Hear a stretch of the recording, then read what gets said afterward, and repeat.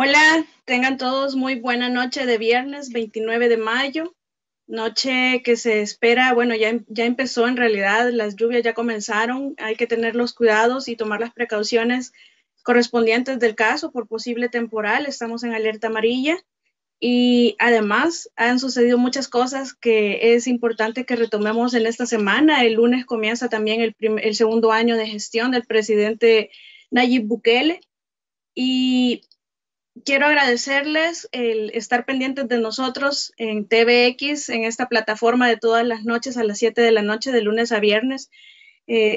Ustedes ya saben que nos pueden sintonizar a las 7 de la noche en punto en Canal 23 de Tigo, en Canal 23 de Claro TV y en Canal 28 de Tigo Digital y en YouTube también hay una programación. Ustedes pueden ver cuando va a iniciar la premier y pueden escuchar diferentes voces para que puedan ustedes también percibir las opiniones de diferentes personas.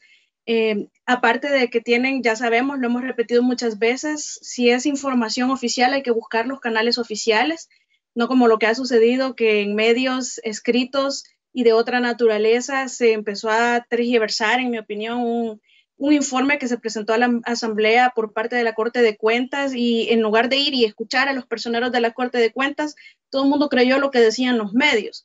Eso lo vamos a ver brevemente después. Pero sí es importante que sobre información oficial nosotros busquemos los canales oficiales, las personas que representan las instituciones son los que están a cargo de las instituciones y son los que representan la voz oficial de las opiniones y de lo que están realizando como gestión pública, como su función pública en esas instituciones. Y voy a aprovechar también para darle las gracias por todas sus opiniones. Nosotros en TVX, con Xiomara, con Kevin, con todo el equipo que les agradecemos estar pendientes, siempre vemos quienes nos comentan. Les agradecemos mucho que hagan comentarios muy respetuosos, con mucho decoro. Pueden opinar en contrario, no tienen por qué estar de acuerdo con nosotros que opinamos.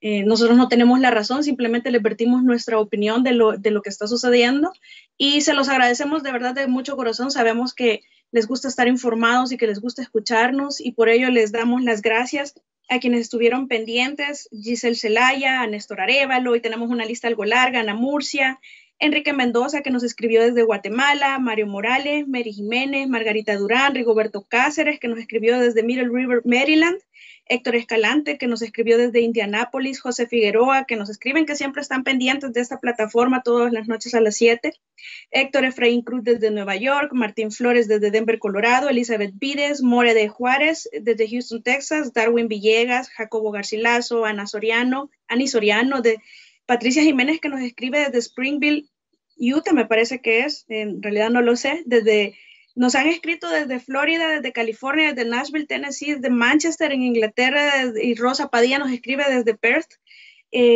nos escriben desde Canadá, nos han escrito varias personas, Salive Salinas, don Isidro Rodas, a todos en realidad no los podemos mencionar a todos, pero de verdad muchas gracias por estar pendientes de esta plataforma. Nosotros iniciamos el mes de mayo, recuerdo, y lo tengo en los apuntes, con 424 casos. Ya ayer estábamos en la fase 3 del contagio, ya estamos en un contagio dentro de todo el territorio nacional y en realidad ya es masivo. Ya las personas con cero síntomas o asintomáticos, que siempre he dicho que son los más peligrosos, de los 84 casos aproximadamente que se detectaron el día de ayer, 55 son asintomáticos, es decir, más de la mitad nosotros somos asintomáticos. Eso es muy peligroso porque hay gente que anda en la calle que no presenta síntomas y que puede estar probablemente contagiando en este contagio comunitario que ya tenemos. Iniciamos con 424 casos, a mitad de mayo ya íbamos por 1,221 y la mitad, 604 asintomáticos, perdón, el viernes 15 de mayo ya teníamos 1,200 casos y ahora estamos casi cerrando el mes con 2,278, es decir, iniciamos con 424 y ahora a 29 de mayo ya tenemos 2,278 casos confirmados, de los cuales hay 1,221 activos.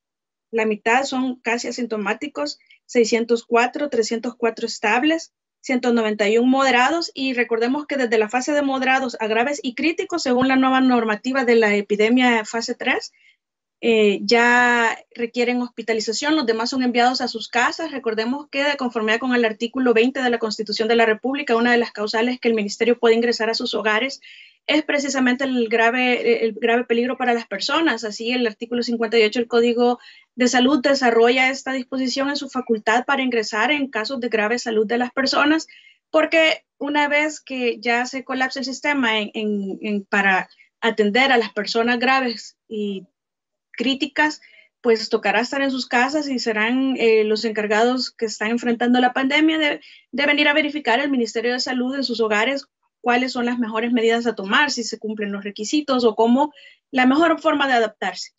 Eso es importante que se recuerde porque eventualmente vamos a llegar a esa fase. Hay cosas que son inevitables en esta situación de la pandemia, que es declarada por la OMS desde hace ya más de 2 meses. En marzo nosotros tomamos medidas como país desde el mes de enero y en ese sentido hay cosas que son inevitables. El Estado va a tener que tener un número de casos promedio que van a estar tratando permanentemente. No vamos a estar a 0 casos nunca, es inevitable, pienso yo.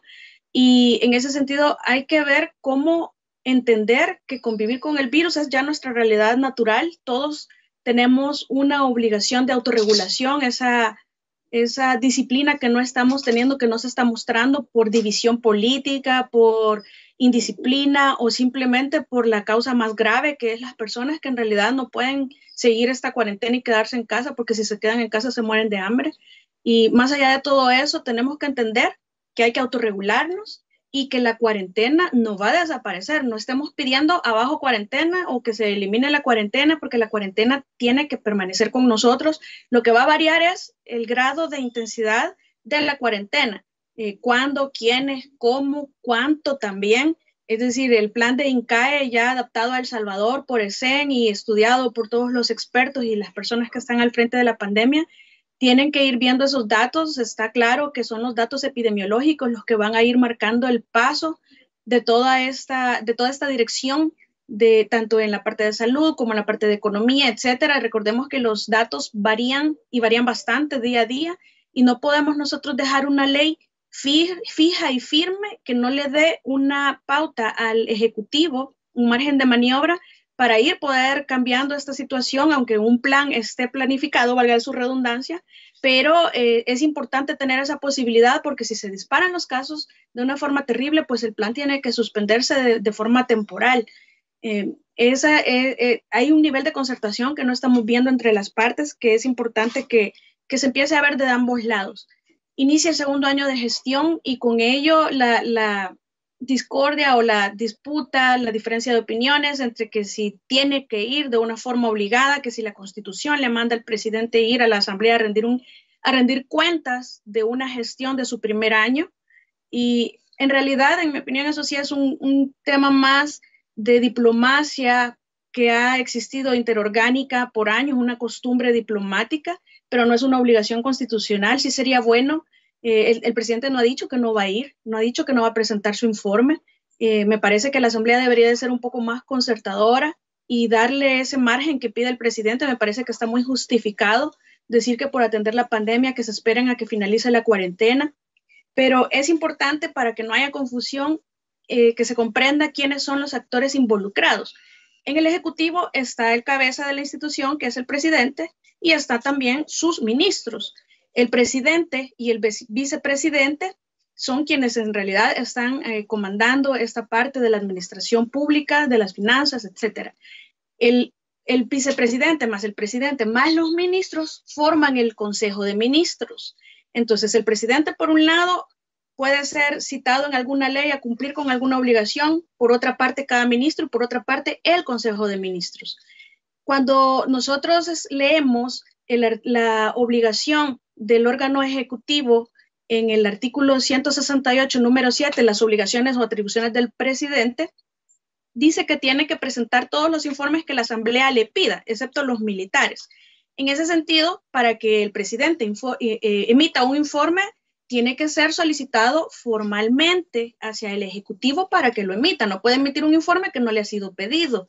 Y en ese sentido, me parece que la obligación no nace hasta que la Asamblea le diga por escrito, presidente de la República, en su carácter de presidente, emítanos el informe de su primer año de gestión, que no es solo, ¿verdad? El primer año de gestión es junto con sus ministros, el Consejo y todas las demás personas cabeza de otras instituciones de la administración pública.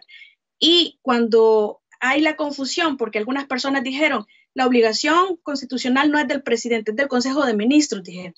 Pero el artículo 131, que es de donde se deriva después la explicación o el desarrollo que hace el reglamento interno de la Asamblea Legislativa en el artículo 102, se refiere a un informe ejecutivo que se va a presentar al finalizar el año de gestión y no dice cuándo. Ojo que eso se desarrolla en el 102 del Real y dice que va a ser hasta 2 meses después de finalizado el año de la gestión. Es decir, en este momento hay un tiempo hasta el 31 de agosto para que se presente este informe. No tiene que ser presentado ya. Hay un margen de 2 meses y dice todavía esa disposición constitucional, el ordinal, me parece que era el 14, yo lo tengo por acá apuntado, del 131, el número 18.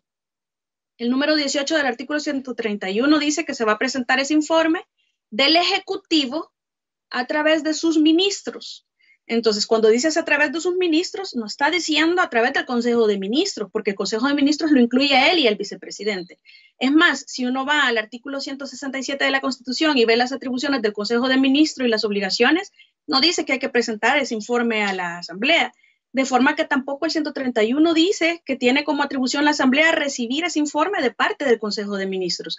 Igual, ustedes verifican todas las obligaciones del presidente en el artículo 168 y no encuentran una disposición que le obligue a presentar un informe y menos a comparecer a un acto solemne. Qué bueno que comparezca por el nivel de concertación que está bien bajo en este momento entre estos dos órganos de Estado y que debe de ser elevado, pero la petición y está justificada para que se postergue unos días después. No ha habido ningún espacio para conceder esta petición en la Asamblea. Se reiteró el llamado para el 1 de junio. No pueden obligarlo de esa manera. No existe disposición constitucional ni en el Real. Y aunque existiera en el Real, que es el reglamento interno de la Asamblea Legislativa, el Real no puede vincular a otro órgano. El Real es una facultad de autonomía, de regularse, de autorregularse que tiene la Asamblea Legislativa según el mismo artículo 131.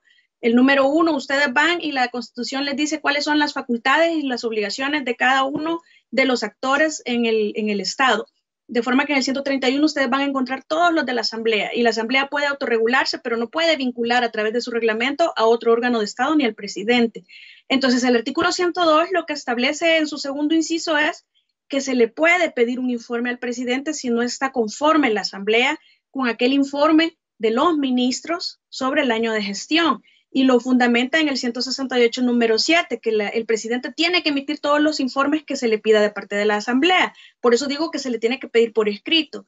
Pero dice, hay una condicionante en ese mismo artículo 102 del Real y establece que es que primero no haya sido evacuada su petición previamente de la Asamblea Legislativa y que además haya agotado todo el procedimiento contenido en la Ley de Acceso a la Información Pública. Es decir, no se puede venir a esperar vincular al presidente por el Real, ni mucho menos cuando ni siquiera el Real está facultándolos para hacerlo en este instante. Se dice 2 meses después, porque esos 2 meses, el plazo que no establece la Constitución, lo vienen a designar en este reglamento, y en ese sentido existe la oportunidad de hacerse hasta el 31 de agosto esa emisión de informe de parte de los ministros. El presidente puede ser llamado después, una vez agotado todo el procedimiento de la Ley de Acceso a la Información Pública. Si la Asamblea quiere un informe específico del presidente como presidente, tiene que pedírselo formalmente y otorgarle el plazo razonable para que lo emita. De forma que podemos concluir que aunque esta discusión quizás no es tan importante porque el tema de la pandemia debería de serlo aún más, no debería de ser como lo que nos mantiene la atención en este momento de necesidad, en este momento de crisis por la pandemia. Y también no es muy difícil que la Asamblea sea un poco más concertadora. En esta ocasión el llamado es hacia la Asamblea Legislativa, ya que no hay una obligación constitucional y ya que también el presidente no ha manifestado que no lo va a hacer, sino que está pidiendo la deferencia, se le tenga la deferencia de hacerlo un poco más adelante. Es un buen momento para que logremos ese nivel de conciliación que se está buscando. Estamos a 5 días, ya este es el 5º día de conversaciones, según lo que ordenó la Sala en su inconstitucionalidad 63 del 2020 de la reviviscencia del decreto de emergencia, que vale aclarar que si se revivió el decreto, se reviven también sus reformas. Ese es un punto de discusión que no les ha gustado. Algunas personas dicen, se revivió el decreto, pero no se revivieron las reformas. Es como cuando hicieron el decreto, le faltaba un bracito y una pierna, se la pusieron y ahora que lo quieren revivir, solo quieren revivir lo que no funcionaba y que fue reparado por eso. De hecho, los decretos 601 y 608, por ejemplo, que es el que no les gusta, el 608, porque obvian la LACAP y permiten dar anticipos que según la LACAP es 30%, y les permiten una facilidad de trato económico en manejo a la pandemia bastante ligero, pero siempre sujeto a controles. Eso no quiere decir que no estén sujetos a controles. Eso es lo que no les gusta cuando admitir que revivieron el decreto 593, también revivió sus reformas. También revivió el 608 y el 599, perdón, que era el de los plazos y términos judiciales que están suspendidos. Y es importante que se comprenda todo esto porque se ha dado mucha discusión. ¿Qué va a pasar después si no llegan a un acuerdo este día? Pues parecería que la Corte Suprema de Justicia va a tener que continuar haciendo todo el trabajo y ya conocen mi opinión que en alguna medida se está excediendo, pero si no lo hace, entonces quedamos absolutamente desprotegidos porque también anularon la vigencia del decreto 19 ejecutivo, entonces no nos pueden dejar desprotegidos de nuevo. De hecho, ya vimos los efectos de la ruptura abrupta del régimen de excepción cuando se empezaron a incrementar los casos y que después nos hicieron iniciar nuevamente la cuarentena. Ahora ya vemos que está como una gran normalidad en la calle. Esto se va a repetir y nos van a volver a encerrar porque los casos se van a disparar. De aquí a una semana se van a ver los resultados de haber tenido al país sin decreto de emergencia, de haber tenido, es decir, ya en este momento estaríamos o deberíamos de estar en el 5.º día de la cuarentena solicitada por el gobierno y nada más a 10 de reiniciar la actividad económica. Que es importante recordar que el Colegio Médico, a pesar de lo que salió ayer en medios, busquen la fuente oficial, se los reitero, ha establecido la recomendación que ellos mismos mencionan que le han hecho a los diputados es que no puede haber una reversión abrupta de la cuarentena. Cuarentena siempre va a haber. Lo que hay que estudiar, porque la pandemia no se va a combatir en los hospitales, sino que con datos y estrategias, con datos epidemiológicos, con estrategias epidemiológicas. Esto día a día puede cambiar. Tenemos que ir a ver cuándo es el momento oportuno para abrir, cómo se va a hacer, qué medidas se van a tomar, qué protocolos se van a aportar. La población tiene que estar conocedora de ello y en cuánto, es decir, en qué nivel van a reaperturarse. Otro punto que no han logrado consenso es el del transporte público. Evidentemente, el riesgo existe, es inevitable y existe en todas partes. Existen los buses y existe afuera de los buses. Lo que tenemos que recordar es que en los buses se ha considerado como alto nivel de contagio probable por parte de la Organización Mundial de la Salud, porque precisamente hay mucho metal contenido ahí y el virus ya sabemos que en donde más tiempo vive es en los metales. De hecho, se recomienda que ya ni se utilicen argollas, relojes, anillos, cuestiones metálicas que si usted sale mejor no lleve nada porque ahí puede guardar el virus aunque usted regrese y se bañe y se desinfecte, pues en el metal hay mucha probabilidad que permanezca. Entonces, después de 4 jornadas sin llegar a ningún consenso que nos pueden dejar nuevamente sin ley, y recordando que además el presidente ha dicho que va a vetar el decreto 645 del proyecto de apertura económica que los diputados denominan ley sanitaria y que es lo que consideramos, y por lo menos yo sí lo considero y así lo ha expresado también en algún momento el Ejecutivo, es que invade atribuciones del Ejecutivo, es decir, ya hay sentencias de la sala, ya hay resoluciones, hay jurisprudencia que establecen que no puede legislar sobre materia de otro órgano, el legislativo, sin considerarlo. Tienen que obligatoriamente discutir las propuestas y considerarlas, no pueden hacerlo solos y precisamente por eso es que la Corte Suprema de Justicia le ordenó a la sala legislar, pero apoyarse del Ejecutivo, porque quien está al frente y está al frente por ley, por obligación constitucional y legal, es precisamente el Ejecutivo a través del Ministerio de Salud, de forma que la Asamblea no puede ignorar ese tema. Tienen que llegar a un consenso, tienen que buscar las personas, los mejores interlocutores. Reitero que es necesario incluso poder buscar un tercero mediador, lo hemos mencionado muchas veces, la sala ya está como tercero mediador, pero a través de sus resoluciones, porque es la manera en la que lo puede hacer, y sin embargo, y aún imponiendo un plazo, están esperando que venza y vamos a quedar nuevamente en el limbo jurídico. No puede suceder eso porque entonces la sala va a tener que darle seguimiento nuevamente a las resoluciones de inconstitucionalidad de los decretos ejecutivos y emitir nuevas medidas cautelares, porque no se puede permitir que se nos deje en el limbo por un bajo nivel de concertación. Y cuando nosotros evaluamos el primer año del presidente y vemos que sus fortalezas y quizás sus puntos más débiles, podemos ver que entre sus fortalezas está el nivel de conexión que ha logrado con la gente. Cuando digo la gente, me refiero a esas mayorías necesitadas, a la población más necesitada del país. El presidente se encarga de recordarle y de reiterarle que para él son importantes, que para él cuentan y que para él está trabajando. Sin embargo, como todo en la vida es perfectible, siempre hay que evaluar la situación en la que nos encontramos para ver en qué se puede mejorar. Recordemos que no se puede mejorar lo que no se mide. Y en ese sentido, una oportunidad grande de mejora para el presidente es precisamente lograr un mayor nivel de concertación y sobre todo entre órganos. El país realmente lo necesita en este momento de crisis y sería muy, muy bien visto y muy además oportuno que se cumpla con esa obligación constitucional de generar armonía y paz social cuando tiene la verdadera posibilidad de hacerlo. Es una oportunidad de mejora grande, que el nivel de aceptación, nosotros vimos que desde el inicio fue alto en el presidente Bukele, que todavía no era presidente, pero ya tenía un nivel de aceptación alto, ha tenido una tendencia a continuar subiendo y se ha mantenido en esa alza en el nivel de aceptación de todo el Estado. Y por eso, cuando yo les digo busquemos las fuentes oficiales, es porque se ha dicho que no se quiere dar la información, que no se está haciendo transparente y otras cosas más. Pero cuando ustedes escuchan, yo he escuchado 2 entrevistas de la presidenta de la Corte de Cuentas, también de los otros 2 magistrados de la Corte de Cuentas, y ellos exponen que están en la fase de planificación. En esa fase de planificación todavía están pidiendo información que dicen no les ha llegado en el tiempo que ellos esperan, pero entienden también que es por el nivel de la pandemia. Retiraron a sus equipos por el riesgo de contagio. Hay un corte al 6 de mayo desde donde no han actualizado la situación. Se ha explicado en ese informe cuál fue el patrón que se siguió para realizar la repartición de los $300 en las familias.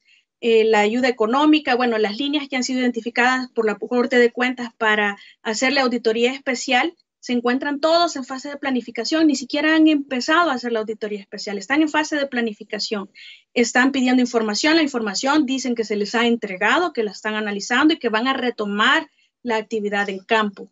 Por eso escuchen siempre las opiniones de las personas que están a cargo de estos temas para que no se dejen llevar por titulares que solo pretenden llamar la atención. Es importante porque ellos aclaran cuáles son las 7 líneas de acción bajo las cuales están trabajando el hospital de Cifco, la compra de insumos hospitalarios, la entrega de los bonos de $150, han iniciado con el MAG, están en fase de iniciar la planificación también. Y ellos están diciendo que a pesar de que hay contrataciones directas y que el decreto 608 legislativo permitió bastante este tema, han aclarado ellos que es porque el decreto legislativo se los permitió y que además también la CAP lo permite a partir del 71 y siguiente, 72B específicamente en casos de urgencia realizar este tipo de contrataciones y que esto no implica que no van a ser transparentes en esta gestión y que no va a haber rendición de cuentas, sobre todo. Recordemos que la Corte de Cuentas está haciendo esta auditoría concurrente, una auditoría especial, y si hay hallazgos importantes que reportar, van a iniciar proceso administrativo para determinar responsabilidad patrimonial o administrativa, o incluso si hay delitos, pues lo van a remitir a la Fiscalía. Incluso se manifestó que las CICIES tenían más acceso, y eso ya se explicó también, que hay un convenio entre el Ejecutivo y las CICIES que les permite esa situación y que ellos no pueden hacer más que un convenio con la Corte de Cuentas y CICIES para que los capaciten en materia de auditoría forense, pero no para investigar, porque eso ya sería invasión de la función constitucional. Y en ese sentido, ellos cierran diciendo que su aporte o su gestión de todo esto que realizan tiene que significar un valor agregado a la gestión pública y que por eso lo realizan. Entonces, les reitero, es importante que oigamos a los personeros que representan las instituciones y no nos dejemos llevar por lo que dicen en los medios escritos o televisados. Siempre es bueno oírlo, sí, pero hay que escuchar todo y especialmente la información que es oficial. Eso es lo que quiero, bueno, hasta ahí nos alcanza el tiempo para abordar esta noche. Celebremos que estamos sanos, que todavía no estamos en el pico, pero tomemos responsabilidad. Es importante que sigamos las instrucciones, los que podemos seguirlas, y que los demás seamos conscientes que hay personas que de verdad no lo pueden hacer por hambre y por necesidad.